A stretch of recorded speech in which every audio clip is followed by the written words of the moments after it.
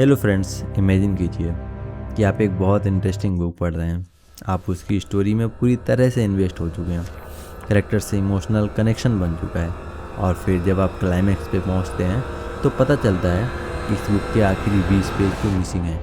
आप बार बार पीछे के पेज पलटते हैं, सोचते हैं शायद कहीं छूट गए होंगे, लेकिन नहीं, कहानी अधूरी है। कैसा लगेगा आपको? बेचैनी होगी, घबराहट भी होगी, गुस्सा भी आएगा, कन्फ्यूजन भी होगा। एक ऐसा सवाल जो आपको हो सकता है रात भर सोने ना दे।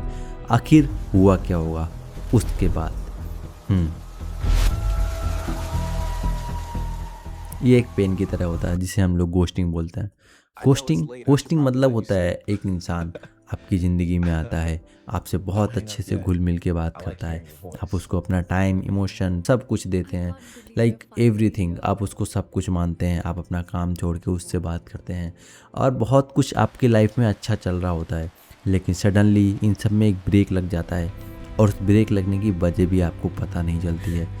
कोई क्लोजर नहीं, अगर कुछ होता है तो बस साइलेंस और एक ब्लू टिक वाला मैसेज, और उस पर कोई रिप्लाई नहीं आता है। तो ये आपको एक बहुत बहुत बहुत गहरा दर्द देता है जिसको कहते हैं घोस्टिंग। घोस्टिंग इतना दर्द क्यों देता है? हमारा ब्रेन इसे फिजिकल पेन जैसा क्यों महसूस करता है? Why people suddenly disappear? क्यों पीपल अचानक से गायब हो जाते हैं? और बिना क्लोजर के आगे कैसे बढ़ें? और अगर रिश्ता ख़त्म होने की कगार पे है, फिर से उसको रिवाइव कैसे करें?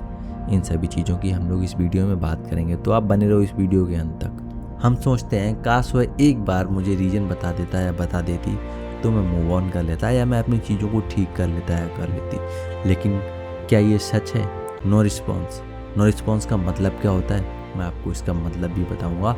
नो रिस्पॉन्स का भी एक मतलब होता है। अगर आप ऐसे किसी भी ट्रॉमा में फंसे हुए हैं या किसी भी लूप में फंसे हुए हैं तो इस वीडियो को आप अंत तक देखना।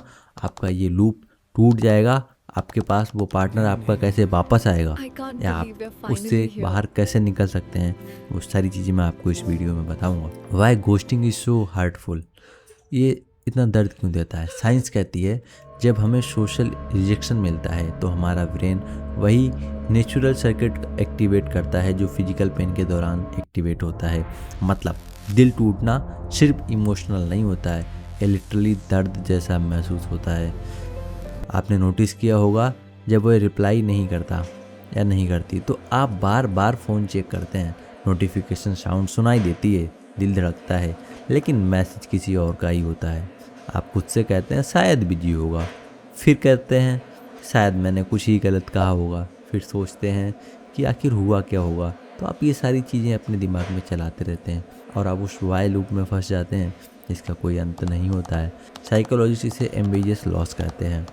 वह एक ऐसी स्थिति है जहां इंसान फिजिकली तो मौजूद होता है लेकिन इमोशनली गायब होता है। वह ऑनलाइन तो दिखता है बट आपके मैसेज का रिप्लाई नहीं आता है। स्टोरीज भी लगती हैं, पोस्टें भी आती हैं, कमेंट्स के रिप्लाई भी होते हैं जो आपको दिखते हैं, बट आपकी किसी भी मैसेज का रिप्लाई नहीं होता। आपके लिए बस साइलेंस है। ये क्लियरिटी का दर्द नहीं है, ये अनक्लियरिटी का दर्द है, यानी कि आपको चीज़ें क्लियर नहीं करी गई हैं। इस बात का दर्द आपको होता ही रहेगा ज़िंदगी भर अगर आप इसी मेंटल ट्रॉमा में बने रहेंगे। आप पुरानी चैट्स पढ़ते हैं, आप उसका लास्ट वॉइस नोट बार बार सुनते हैं।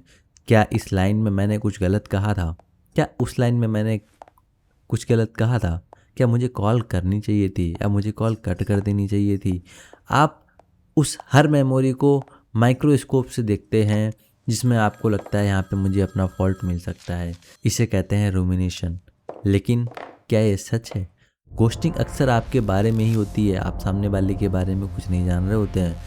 यह उस व्यक्ति की इमोशनल लिमिटेशन दिखाता है क्या कि वो आपके लिए कितना अटैच था। मान लीजिए किसी को डिफ़िकल्ट कन्वर्सेशन से डर लगता है, उसे कन्फ्रंटेशन से एंजाइटी होती है, तो वह अपना आसान रास्ता चुनेगा ना, डिसअपियर होने का। क्योंकि सामने बैठकर रिलेशनशिप काम नहीं कर रहा है, उसके लिए अनकंफर्टेबल है, तो वह अपनी क्लियरिटी से ज़्यादा अपनी कंफर्ट को चुनेगा। क्यों? क्योंकि उसके पास रीज़न होगा ही नहीं आपसे बात ना करने का, वो बहाने बना रहा होगा। हम सोचते हैं अगर वो एक बार मिल जाए और सच बता दे तो सब ठीक हो जाएगा, लेकिन ऑनेस्टली क्या ये सच है? अगर वह कहे कि तुम मेरे लिए इनफ नहीं थे तो क्या आपको ये आराम देगा? क्या आपको ये ज़रा सा भी सेटिस्फेक्शन देगा या आपको सेल्फ डाउट बढ़ेगा? अगर वह कह दे मैं रेडी नहीं था या नहीं थी कमिटमेंट के लिए, तो क्या आपको सेटिस्फेक्शन मिलेगा? या मेरे घर वालों ने मेरे फ़ोन से ना मना कर दिया कि किसी लड़के से बात मत करना, क्या ये सेटिस्फेक्शन देगा आपको? क्या आपको इंस्टेंटली हील करेगा या आपको और भी ज़्यादा दिक्कत देगा? क्योंकि क्लोजर शब्द से नहीं आता, क्लोजर एक एक्सेप्टेंस है, ये आप खुद से सोचते हो। क्लोजर कोई गिफ्ट नहीं है जो आपको कोई देगा तभी आपको क्लोजर मिलेगा। क्लोजर एक डिसीजन है जो आप खुद को देते हैं। यह कहना मैं अपनी स्टोरी का कंट्रोल वापस ले रहा हूँ, यही रियल क्लोजर है। और अगर आपको लगता है कि सामने वाले को ना मैं ज़्यादा ही टाइम दे रहा था, ये भी कई बार रीज़न होता है कि आप उसको ना चाह पाते हैं। मतलब बहुत ज़्यादा चाहना भी ना किसी के लिए अपनी इम्पोर्टेंस को बहुत ज़्यादा बढ़वा देना, वो भी दिक्कत देता है। इंसान चाहता है कि आप मेरे पीछे आओ, मुझे पता है कि आप मेरे पास आओगे, तो वो घोस्टिंग करता है कि ठीक है मैं रिप्लाई नहीं करूँगी ना तो वो खुद ही सदमे में चला जाएगा या चली जाएगी, और फिर वो बार बार रिप्लाई या टेक्स्ट करेगी। आप उसको थोड़ा सा टाइम दो, उसको समझने दो। अगर उसके बाद भी कोई भी रिप्लाई नहीं आता, कोई मैसेज नहीं आता, आप 5-10 दिन के बाद एक बार ट्राई करके देखिए। उसके बाद भी अगर नहीं होता है तो ये एक क्लियर इंडिकेशन है कि उसकी लाइफ में कोई और आ चुका है, या तो कोई ऐसा रीज़न है जो आपके साथ वो टाइम स्पेंड नहीं करना चाहता है, आपके साथ लाइफ स्पेंड नहीं करना चाहता।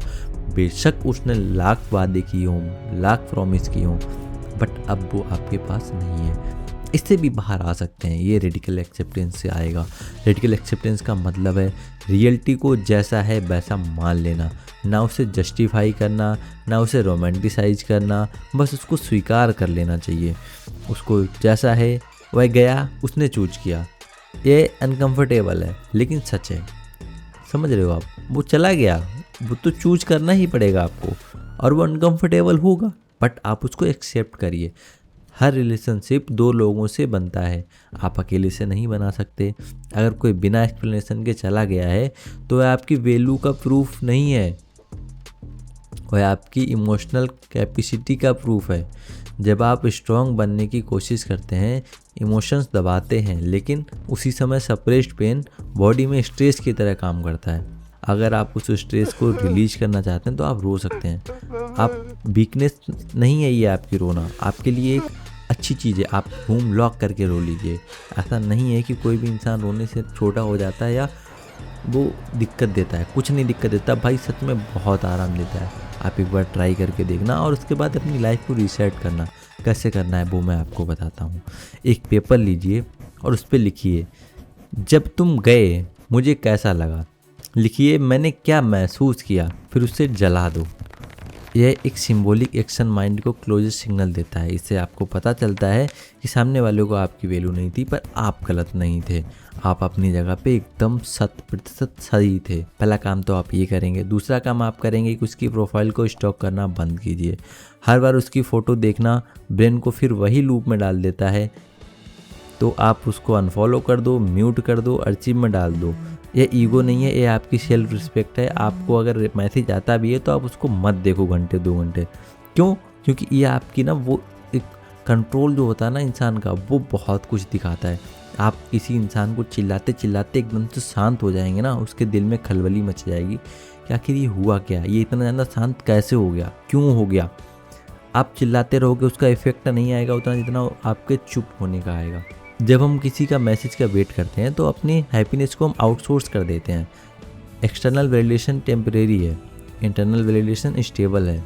एक पेपर पर लिखिए मेरी 5 स्ट्रेंथ, जैसे I am loyal, I am emotionally honest, I care deadly, I committed, I respect people, I like what ever, कि मेरे अंदर ये अच्छाइयाँ हैं। आप उनको एक पेपर पे लिखिए और ये क्वालिटीज़ आज भी आपके अंदर हैं, आपके पास हैं। वो इंसान गया है, आपकी आइडेंटिटी नहीं गई है। आप वो इंसान गया है, दूसरा इंसान आएगा आपकी लाइफ में, और भी इंसान होंगे, उनके साथ आप अटैच रहिए। याद रखिए, जिस इंसान को आपको गुड बाय करने का करेज नहीं था, वह आपके भाई का जवाब देने के योग्य भी नहीं था। आपको टूटना नहीं है, आपको ट्रांसफॉर्म होना है, बिना क्लोजर के आगे बढ़ना है। और ये मजबूरी नहीं है, आपकी स्ट्रेंथ है, आपकी स्टोरी का द एंड है। आप खुद से लिख सकते हैं द एंड। आपको किसी पे डिपेंड होना नहीं चाहिए। अगर आपको लगता है कि आपने पीस को चूज किया है, आप कमेंट में ज़रूर लिखिए और मुझे बताइए कि क्या ये चीज़ें मैंने बताई हैं, मैंने जो प्रो टिप्स दिए हैं इस वीडियो में, वो आपके लिए काम किए हैं और किस हद तक किए हैं, ताकि और भी लोग कमेंट पढ़ के समझ पाएँ कि जो सिद्धू है वो गलत वीडियोस नहीं बनाता है। अगर गलत चीज़ें बोलता हूँ मैं तो वो आप बेशक वीडियो को डिसलाइक करिए, कमेंट में बता सकते हो। और अपना ख्याल रखिए, आप अपना ख्याल रखिए, अपने दिल का ख्याल रखिए, बिकॉज यू डिज़र्व क्लियरिटी। और सबसे ज़्यादा आप डिज़र्व करते हो रिस्पेक्ट, जो कि आपको खोनी नहीं है। अगर रिस्पेक्ट होके कुछ किसी को मिलता होता तो भाई आजकल बहुत कुछ बहुत लोगों के पास होता है। आप अपनी सेल्फ रिस्पेक्ट को बनाए रखिए, उसको आप कभी भी लूज मत होने दीजिए। ठीक है, मिलते हैं फिर आपसे नेक्स्ट वीडियो में, तब तक के लिए टाटा बाय बाय।